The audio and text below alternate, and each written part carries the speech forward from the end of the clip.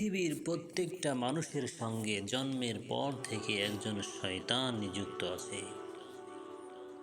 প্রতিটা মানুষের জন্মের পর থেকে একজন শয়তান তার সঙ্গী আছে। সেই শয়তান তাকে দিয়ে পাপ কাজের দিকে আহ্বান করে।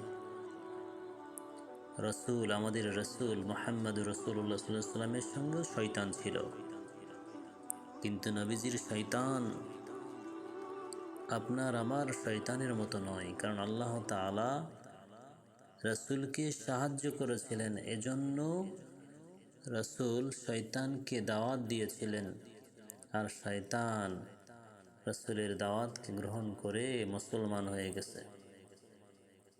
দুনিয়ার এই প্রথম শয়তান মুসলিম, যেটা রসুলের হাতে হয়েছেন।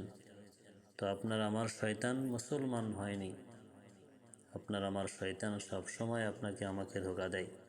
আর রসুলের সাথে যে শয়তান, ফালা ইয়ামুরুনি ইল্লা বিখাইর, এই শয়তান রাসূল সাল্লাল্লাহু আলাইহি সাল্লামকে সব সময় ভালো পরামর্শ দেয়, কোনো ক্রমন্তনা দিতে পারে না, কোনো আশোয়াশা দিতে পারে না, সবসময় রসুলকে ভালো কথা বলে।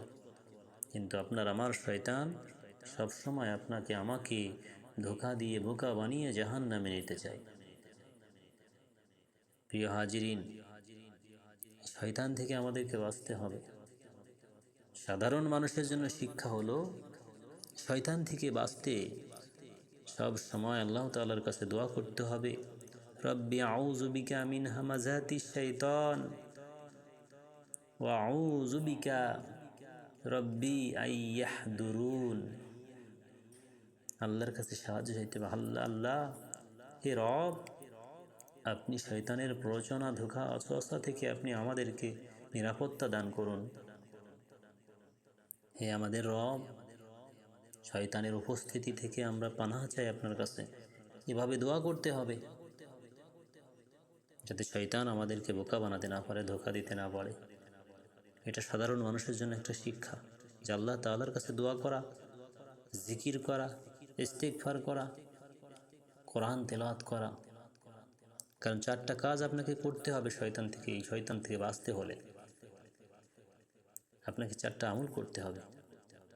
1 নম্বরে আপনাকে সৎভাবে চলতে হবে, সৎ পথে চলতে হবে, আর সৎ সঙ্গ দিতে হবে। কারণ সৎ পথই হলো জান্নাতের পথ। সৎ সঙ্গ আপনাকে শয়তানের প্রভাব থেকে বাঁচাবে, শয়তানের প্রভাব থেকে আপনাকে রক্ষা করবে সৎসঙ্গ। এজন্য সৎসঙ্গ দিবেন। 2 নাম্বার, আপনি বেশি পরিমাণে নিয়মিত ইস্তিগফার করবেন, কারণ ইস্তিগফার গুনাহকে মাফ করে, শয়তানের কুমন্ত্রণা থেকে আপনাকে বাঁচাবে। 3 নম্বর, আল্লাহ তাআলার কাছে উপকারী জ্ঞান চাবেন, উপকারী জ্ঞান প্রার্থনা করবেন, কারণ উপকারী জ্ঞান হলো আপনাকে সৎ পথে অটল রাখবে এবং ভুল থেকে আপনাকে রক্ষা করবে। 4 নম্বর, শয়তান এবং নফসের ধোঁকা সম্পর্কে আপনাকে জানতে হবে। শয়তান আর নফস, নিজের নফসেরই ধোঁকা নিশ্চিত করতে হবে।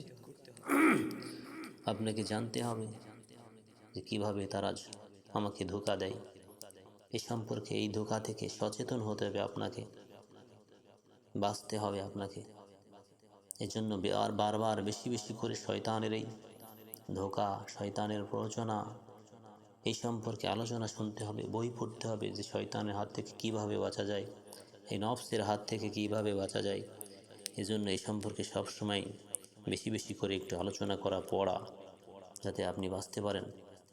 শয়তান এবং নিজের নফস সম্পর্কে যদি আপনি জানতে পারেন, তাহলে শয়তানের ফাঁদ, শয়তানের যে অসওয়াসা, ধোঁকা, এ থেকে আমি বেঁচে যেতে পারবো। আল্লাহ যেন আমাদেরকে তৌফিক দান করেন। আমিন। আখির দাওয়ানা আলহামদুলিল্লাহি রাব্বিল আলামিন।